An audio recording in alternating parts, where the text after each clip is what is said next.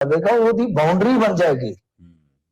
ਤੁਸੀਂ ਦੇਖੋ ਨਾ, ਇਹ ਭੂਗੋਲਿਕ ਤੌਰ ਤੇ ਜਦੋਂ ਤੁਸੀਂ ਇੰਚ ਵੀ ਸਟੇਟ ਨੂੰ ਇੱਧਰ ਉੱਧਰ ਕਰਨਾ ਹੈ ਨਾ, ਤਾਂ ਉਹਦੇ ਵਾਸਤੇ ਪ੍ਰੈਜ਼ੀਡੈਂਟ ਜਾਂ ਤਾਂ ਤੁਹਾਡੀ ਅਸੈਂਬਲੀ ਨੂੰ ਭੇਜੇਗਾ ਲਿਖ ਕੇ ਜੀ, ਤੁਸੀਂ ਉਹਨੂੰ ਮਨਜ਼ੂਰ ਕਰ ਲਓ, ਜਾਂ ਫਿਰ ਲੋਕ ਸਭਾ ਤੇ ਰਾਜ ਸਭਾ ਪਾਸ ਕਰਨਗੇ। ਇਹੀ ਚੱਲਦਾ ਹੈ ਨਾ ਅਧਿਕਾਰਤ ਤੌਰ ਤੇ ਜਾਂ ਸੰਵਿਧਾਨਕ ਤੌਰ ਤੇ, ਇਹੀ ਸਾਰੀਆਂ ਚੀਜ਼ਾਂ ਚੱਲਦੀਆਂ ਨੇ। ਤਾਂ ਐ ਨਹੀਂ ਹੁੰਦਾ ਕਿ ਕੋਈ ਵੀ ਉੱਠ ਕੇ ਬੰਦਾ ਐਲਾਨ ਕਰ ਦੇਵੇ ਤੇ ਤੁਸੀਂ ਜਾ ਕੇ ਡਿਮਾਂਡ ਕਰੋ ਤੇ ਅਗਲਾ ਮਨਜ਼ੂਰ ਕਰ ਲਵੇ। ਤਾਂ ਇਸ ਕਰਕੇ ਲੋਕ ਇਹ ਵੀ ਕਹਿ ਰਹੇ ਨੇ, ਤਰਕ ਦੇ ਰਹੇ ਆ ਕਿ ਮੱਧਿਆ ਮਾਰਗ ਤੇ ਰੇਲਵੇ ਸਟੇਸ਼ਨ ਤੇ ਜਾ ਕੇ ਤੇ ਤੁਸੀਂ ਉੱਥੇ ਜ਼ਮੀਨ ਮੰਗਣ ਡਏ ਜੇ, ਤੇ ਪਰ 2 ਕਿਲੋਮੀਟਰ ਪੰਚਕੂਲਾ ਉੱਥੇ ਜਾ ਕੇ ਆਪਣੀ ਬਣਾ ਲਓ, ਜੋ ਮਰਜ਼ੀ ਬਣਾ ਲਓ ਤੁਸੀਂ। ਵਿਧਾਨ ਸਭਾ ਛੱਡ ਕੇ ਭਾਵੇਂ ਆਪਦੀ ਹਰਿਆਣੇ ਦੀ ਅਲੱਗ ਲੋਕ ਸਭਾ ਬਣਾਓ, ਸਾਨੂੰ ਕੀ ਹੈ।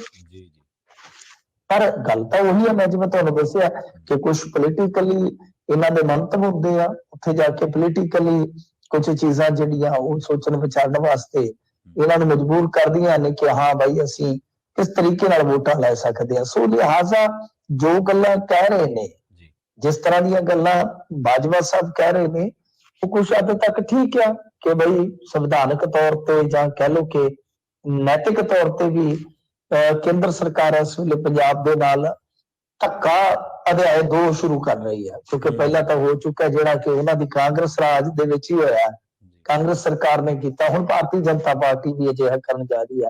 ਤਾਂ ਬਈ ਇਹ ਨਹੀਂ ਹੋਣਾ ਚਾਹੀਦਾ, ਇਹ ਬਿਲਕੁਲ ਗਲਤ ਹੈ ਔਰ ਇਹਦੀ ਪ੍ਰਕਿਰਿਆ ਵੀ ਗਲਤ ਹੈ। ਔਰ ਇਹਦੇ ਵਿੱਚ ਜੇ ਤੁਸੀਂ ਦੇਖੋਗੇ ਤਾਂ ਪੇਰੈਂਟ ਸਟੇਟ ਜਿਹੜਾ ਕਿ ਪੰਜਾਬ ਆ, ਉਹਦੀ ਬਿਲਕੁਲ ਹੀ ਹਸਤੀ ਜਿਹੜੀ ਹੈ ਚੰਡੀਗੜ੍ਹ ਚੋਂ ਮਿਟਾਈ ਜਾ ਰਹੀ ਹੈ। ਉਹਦਾ ਬਿਲਕੁਲ ਹੀ ਹਿੱਸਾ ਜਿਹੜਾ ਮਨਫੀ ਕੀਤਾ ਜਾ ਰਿਹਾ, ਜੋ ਕਿ ਕਿਸੇ ਵੀ ਲਿਹਾਜ਼ ਦੇ ਨਾਲ ਆਪਾਂ ਜਸਟੀਫਾਈਬਲ ਨਹੀਂ ਬਣਾ ਸਕਦੇ, ਉਹ ਨਹੀਂ ਕਰਾਰ ਦੇ ਸਕਦੇ। ਸੋ ਇਸ ਕਰਕੇ ਬਾਜਵਾ ਸਾਹਿਬ ਨੇ ਜਿਹੜੀਆਂ ਗੱਲਾਂ ਕਹੀਆਂ ਨੇ, ਅਸੀਂ ਉਹਨਾਂ ਗੱਲਾਂ ਦੇ ਨਾਲ ਭਾਵੇਂ ਪੂਰਨ ਤੌਰ ਤੇ ਨਾ ਸਹਿਮਤ ਹੋਈਏ, ਕਿਉਂਕਿ ਬਹੁਤ ਕੁਝ ਕਾਂਗਰਸੀਆਂ ਨੇ ਕੀਤਾ ਉਸ ਟਾਈਮ, ਪਰ ਆ ਗੱਲਾਂ ਚ ਦਮ ਆ ਕਿ ਬਈ ਇਹ ਰੋਕਣ ਵਾਸਤੇ ਸਾਡਾ ਮੁੱਖ ਮੰਤਰੀ ਹੈ ਜਿਹੜਾ, ਉਹ ਇੱਥੇ ਪੰਜਾਬ ਚ ਅੜ ਕੇ ਸਟੈਂਡ ਲੈ ਕੇ ਜੇ ਖਲੋਵੇਗਾ ਤਾਂ ਫਿਰ ਦੂਸਰਿਆਂ ਤੇ ਵੀ ਦਬਾਅ ਬਣਦਾ ਹੈ। ਪਰ ਉਹ ਜਿਵੇਂ ਤੁਸੀਂ ਕਿਹਾ ਕਿ ਉਹ ਗੁਜਰਾਤ ਦੇ ਵਿੱਚ ਗਰਦ ਠਾਈ ਫਿਰਦਾ, ਤੇ ਕੋਈ ਗੱਲ ਨਹੀਂ ਹੈ, ਗਰਦ ਕਿੰਨਾ ਕੁ ਚਿਰ ਉੱਠੇਗੀ। ਜਦੋਂ ਲੋਕਾਂ ਨੇ ਪਾਣੀ ਚ ਬਿਠਾ ਦਿੱਤਾ ਫਿਰ ਕੀ ਕਰਨਗੇ, ਫਿਰ ਕਿੱਥੋਂ ਗਰਦਾਂ ਠਾ ਲੈਣਗੇ।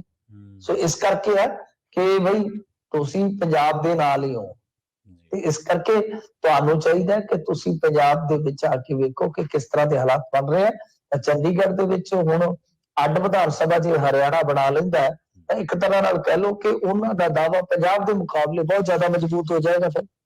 ਜੀ ਪੰਜਾਬ ਦੇ ਵਿੱਚ ਪਿਛਲੇ ਦਿਨੀ ਵਾਪਰੀਆਂ ਘਟਨਾਵਾਂ ਕਰਕੇ ਲਾਅ ਐਂਡ ਆਰਡਰ ਦੀ ਜਿਹੜੀ ਸਥਿਤੀ ਆ, ਉਹਦੇ ਤੇ ਮਿੰਟੂ ਜੀ ਬਹੁਤ ਸਾਰੇ ਸਵਾਲ ਖੜੇ ਹੋਏ ਨੇ। ਸਰਕਾਰ ਦੀ ਆਲੋਚਨਾ, ਸਰਕਾਰ ਨੂੰ ਘੇਰਾ ਪਿਆ ਚੌ ਤਰਫਾ।